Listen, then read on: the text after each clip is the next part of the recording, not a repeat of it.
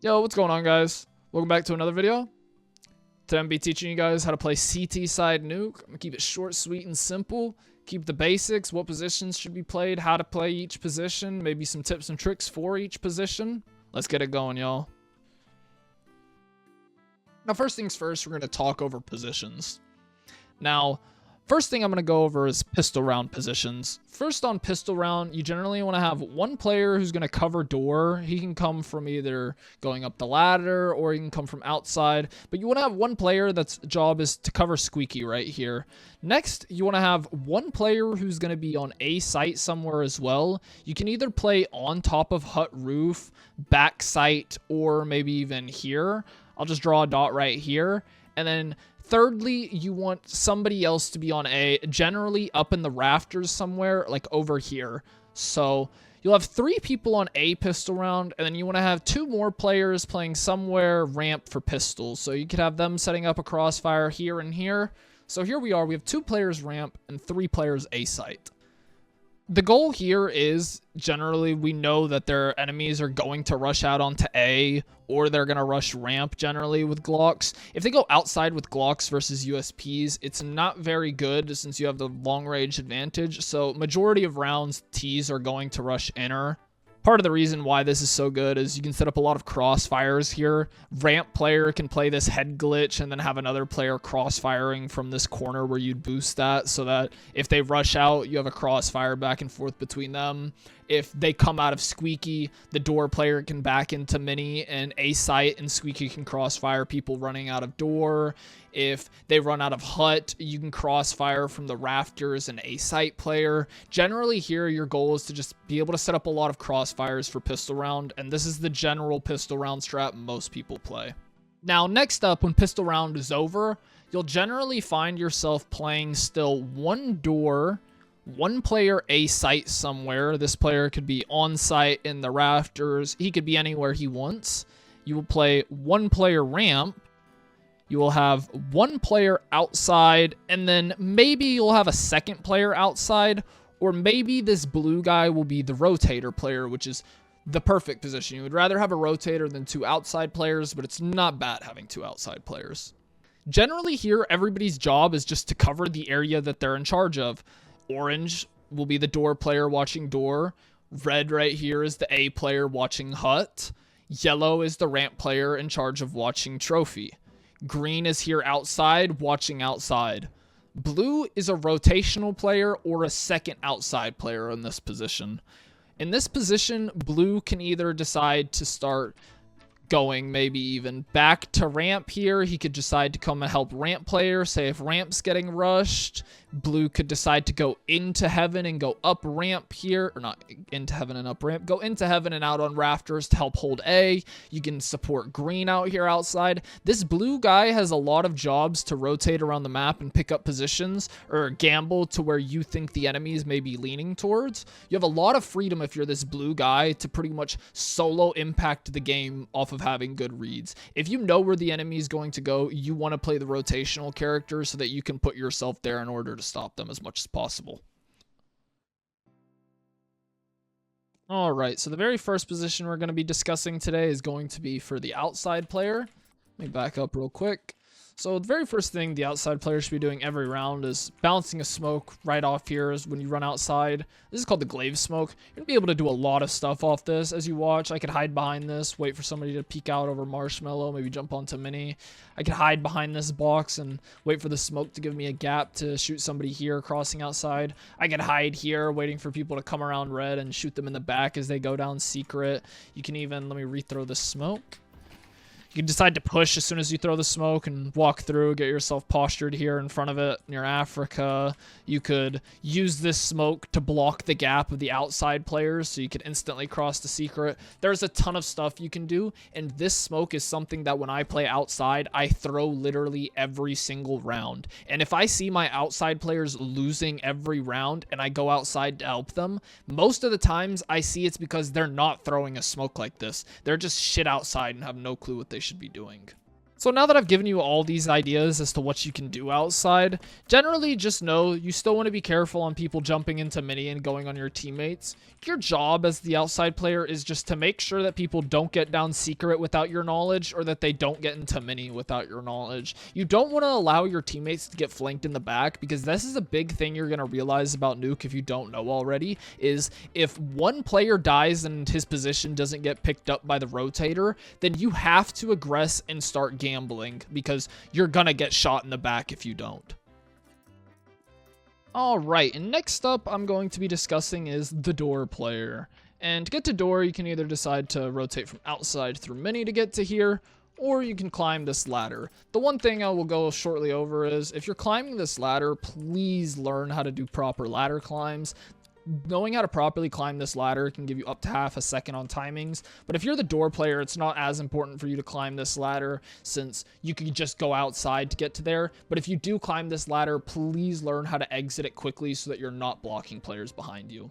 If you do come up here though, you can always molly door by aiming slightly over this yellow thing. Oops, I fell off. When you're on this ledge just walking forward, you can aim slightly above this yellow lip and just aim at the corner, and as you're going forward, just throw it. It'll bounce off the corners and it'll perfectly bounce into here and block anybody from rushing down vent immediately at the start of the round. Vent rush can be pretty strong if you're not in position yet. Somebody could rush out of Squeaky and hell even shoot you while you're right here, or get down vent before you can stop it. It's just throwing the molly is a good idea to do at the start of the round. Hell, even the door player isn't throwing it. The hut player should be throwing that molly instead of mollying hut, in my opinion, at the start of the round. Now, you may have noticed when I was talking over positions, I did not say the mini position, and that's because mini is not a position. I've already said this so many times in this video, but you need to understand that Nuke is a map about lanes. As the door player, your job is to control door and make sure they don't get out door. As the A player, your job is to control hut and make sure they don't get out hut. As the ramp player, your job is to control ramp, and as the outside player, your job is to control outside. And then you have the one player who can rotate between all of the map from back here. He could decide to go to mini, but there is no such thing as a player who plays only mini. If you notice, if all of these positions are taken and you're the mini player, I mean, you could be this mini player as the second outside player. It's still a pretty useless position. You could be the full rotator. This position can't do anything. If instead of a door player, you play as the mini player because you want to go outside and watch inside, well, you're watching outside and then you try to go inside and you're smoked off, and now you have a teammate who's A solo who has to worry about hut and this. And this is when gambling comes in. He has to push hut, and he has to start aggressing because you're not playing your own positions properly. So learn that Nuke is a map about controlling your own angles. If you're the A player, watch hut. And if you're the door player, make sure you watch door. Never play mini. This is not a proper position. This would be like calling, I'm going to play Z or connector on train. Like, you just want to rotate between A and B bomb site constantly. Like, it's not a real position. You may be there during the game, but it's not a position that you're going to pick and play the entire game. So for the third position that I'm going to be explaining, we're going to be talking about the A site player. And as you saw there, I already explained this for the door or Squeaky player. You need to learn how to fast climb off this ladder. It is so important as the A player. You can gain up to half a second of timings. And if you're going to be going up this ladder every round in the game, you might as well learn the techniques on how to climb it properly. And if you're interested, I do have a video that I'll put at the top of the description. I did make a ladder tutorial about a month ago, so hey, I used to be a ladder genius in KZ myself. I can train you up if you'd like. Now, as I've said before, everybody has a job to hold lanes, and as the A player, you actually have quite an easy job of holding hut. It's not very hard to hold this. You have so many positions that it's almost impossible for the enemy team to clear, that you can play rafters there, you can play Mustang. It's really strong to play back here because sometimes their head is blocked by this. You can even play bottom site here. You could play on the hut. You could play beside the hut here. There are so many positions that it's almost impossible for the enemy team to win a duel coming out against an A player if you aren't just defaulting and playing like a dumbass and going the same spot every single round.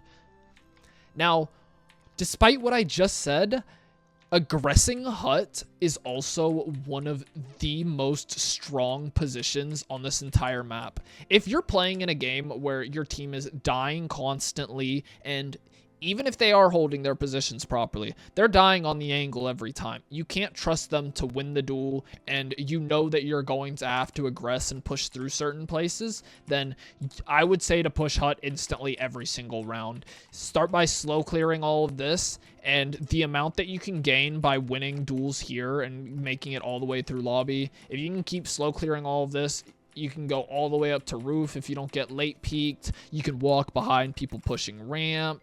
You can maybe catch somebody sitting in Squeaky. There's so much you can do from being the hut player and pushing hut that, in my opinion, it's one of the strongest positions to play aggressively. I see it almost as banana on Inferno. If you can get into hut and take control over lobby at the start of the round as a CT, you will shut down the enemy team from being able to ever win a round, and they're going to pretty much have to spend the first 30-40 seconds full dealing with your aggression and hut if they want to stand any chance of winning.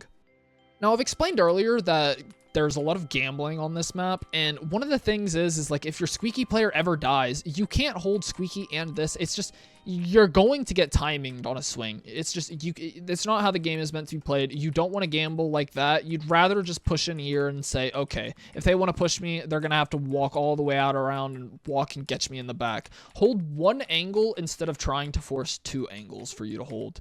So if you ever have a position where your Squeaky player dies or your outside player dies, you know that you can't be, you have to worry about these new areas now instead of just your position. So generally, the best way to deal with this is by aggressing so that you cut down on the amount of angles that you have to worry about.